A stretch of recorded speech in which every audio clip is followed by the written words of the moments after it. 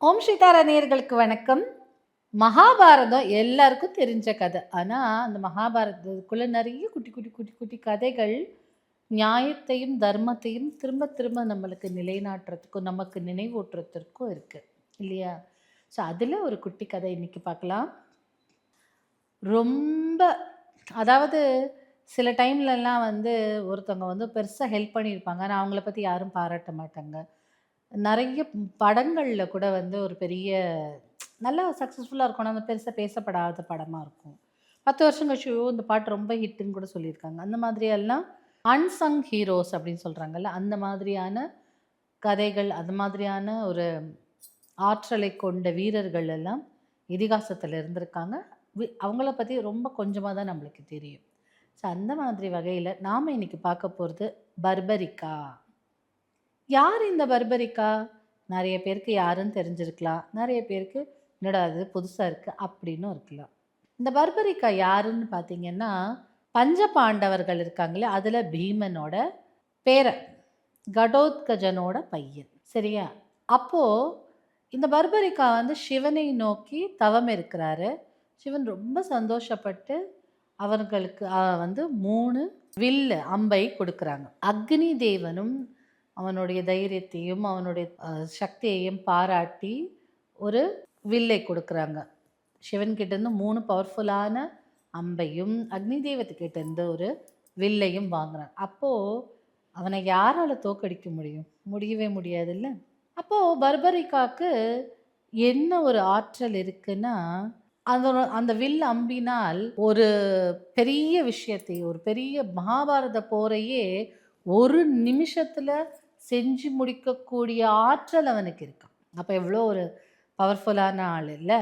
So, அப்போ Pandavas and Kauravas போருக்கு, குருஷேத்திர போருக்கு தயாராகும்போது, இந்த பர்பரிக்கா யாருக்கு சப்போர்ட் பண்ணுவாங்கன்னு ஒரு கேள்வி இருந்தது. அப்போ அவங்க பர்பரிக்கா அவங்க அம்மா கிட்ட சொல்றாங்களாம், யார் எந்த பக்கம் பலவீனமா இருக்கோ, நான் அந்த பக்கம் இருந்து போரிடுவேன் அப்படின்னு சொல்றாங்க. அப்போ இவருக்கு போரிடும்போது வெற்றி கண்டிப்பா பர்பரிக்கா எந்த பக்கம் இருக்கணும், அந்த பக்கம் தானே வெற்றி இருக்க முடியும்.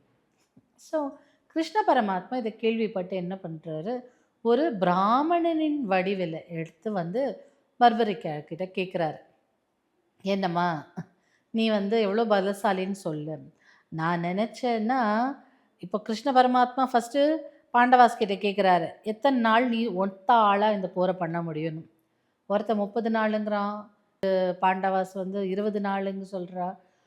அதே கேள்விய அந்தணன் வடிவில போய் பர்பரிக்கா கிட்ட கேட்கும்போது, பர்பரிக்கா என்ன சொல்றான், "ஒரு நிமிஷத்துல இந்த போரை நான் முடிச்சு காட்டுறேன் பாரு" அப்படின்னு சொல்றான். அப்போ கிருஷ்ண பரமாத்மா கேட்குறார், "எப்படி முடிப்ப?" அப்படின்ன உடனே, "என்கிட்ட 3 அம்பு இருக்கு. முதல்ல ஒரு அம்பை எய்துவேன். அந்த முதல் அம்பை என்ன பண்ணும்னா, எதெல்லாம் நான் அழிக்கணுமோ அதையெல்லாம் எனக்கு குறிச்சு கொடுக்கும். 2வது அம்பு நான் எதையெல்லாம் காப்பாற்றணுமோ அதெல்லாம் எனக்கு ஒதுக்கி வைக்கும். 3வது அம்பு அந்த முதல் அம்பு போய் அதெல்லாம் குறிச்சு வச்சது இல்லையா, அதெல்லாம் போய் அழிச்சிட்டு வந்துரும். அப்படி ஒரு நிமிஷத்துல 3 அம்பால நான் வெற்றி அடைஞ்சிருவேன்" அப்படின்னு சொல்லியிருக்காங்க. அப்போ கிருஷ்ண பரமாத்மா கேட்பார், "நீ எந்த பக்கம் சண்டை போற? நான் எங்க அம்மாவுக்கு ஒரு ஒரு சத்தியம் பண்ணியிருக்கேன். எந்த பக்கம் பலவீனமா இருக்கோ, அந்த பக்கம் நான் போய் சண்டை போடுவேன்னு." அப்போ ரொம்ப சக்திசாலியா இருக்கக்கூடிய பீஷ்மர் இவரெல்லாம் அழிக்க முடியாது. ஏன்னா, அவர் தன்னுடைய சாவை தானே குறித்து கொள்ளக்கூடிய ஒரு வரம் பெற்றுக்கொண்டவர். அந்த வகையில பார்க்கும்போது பாண்டவர் பக்கம் பலவீனமா இருக்கும். அப்போ பாண்டவர் பக்கம் சண்டை போடும்போது, பீஷ்மர் படுத்த படுக்கையில படுக்கும்போது, கௌரவர் பக்கத்துல அப்ப மாத்தி மாத்தி இவன் இந்த பக்கம், அந்த பக்கம், இந்த பக்கம், இந்த பக்கம் எந்த பக்கம் கம்மியா பலவீனமா இருக்கோ அந்த பக்கம் மாறும்போது, கடைசியில பர்பரிக்கா மட்டும் மிச்சம் இருப்பான். அப்படின்னு கிருஷ்ண பரமாத்மா என்ன பண்றாருன்னா, அப்படியா? அப்போனா இந்த மரம் இருக்கு இல்லையா? இந்த மரம், இந்த அரச மரம், இந்த மரத்துல இருக்க எல்லா இலைகளையும் நீ எடுத்துட்டு பார்க்கலாம் அப்படின்னு சொல்லிட்டு ஒரு இலையை பறிச்சு தன் காலடியில வச்சுக்கிறார். வச்சுக்கிட்ட பிறகு, இப்போ இந்த இலையெல்லாம் எடுன்னா, அதே மாரி முதல்ல அம்பை எய்துறாங்க. ஃபுல்லா அதெல்லாம் எந்தெந்த இலை இருக்கோ அதெல்லாம் மார்க் பண்ணுது. 2வது வந்து போகுது. அது எதெல்லாம் அழிக்கக்கூடாதோ, இந்த கிளை அதெல்லாம் காப்பாத்துது. பழங்கள், பூக்கள் எல்லாம் காப்பாத்துது. அதே மாதிரி 3வது போய் அத அழிச்சிடுது. அப்போ அந்த அம்பு என்ன பண்ணுது, எல்லா இலையும் உதித்த பிறகு, கிருஷ்ண பரமாத்மா காலையே சுத்தி சுத்தி வருது. அதுக்கு அடியில அவர் காலடியில ஒரு இலை இருக்கு இல்லையா? அப்போ இவருக்கு டவுட் வருது. "அப்ப நீ யாரு?" அப்படின்னு கேட்குறாங்க. அப்ப கிருஷ்ண பரமாத்மா சொல்றார், "நான் வந்து இந்த மாரி அ உன்னைய டெஸ்ட் பண்ண வந்திருக்கேன்." "அப்படியா? உங்களுக்கு நான்" அப்ப அவரு என்ன சொல்றாரு, "எனக்கு நீ ஒரு விஷயம் எனக்கு வந்து தானம் தரணும்." அப்படின்னு கேட்குறாரு. "அப்படியா? தானமா? கிருஷ்ணன் உனக்கு இல்லாததா? உனக்கு என்ன வேணும்?" அப்படின்னு கேட்கும்போது, "உன் தலையை எனக்கு தானம் தரணும்." அப்படின்னு சொல்றாரு. என் தலையை தானம் தரதுக்கு அப்போ கூட க்ஷணங்கணும் யோசிக்கல. "தரேன் உனக்கு." அப்படின்னு சொல்லி தன் தலையை கொடுத்தார். ஆனா, அவர் என்ன கேட்குறாருன்னா, "எனக்கு ஒரு கடைசி ஆசை இருக்கு. அந்த ஆசை என்னன்னா, இந்த குருஷேத்திர போர நான் பார்க்கணும்."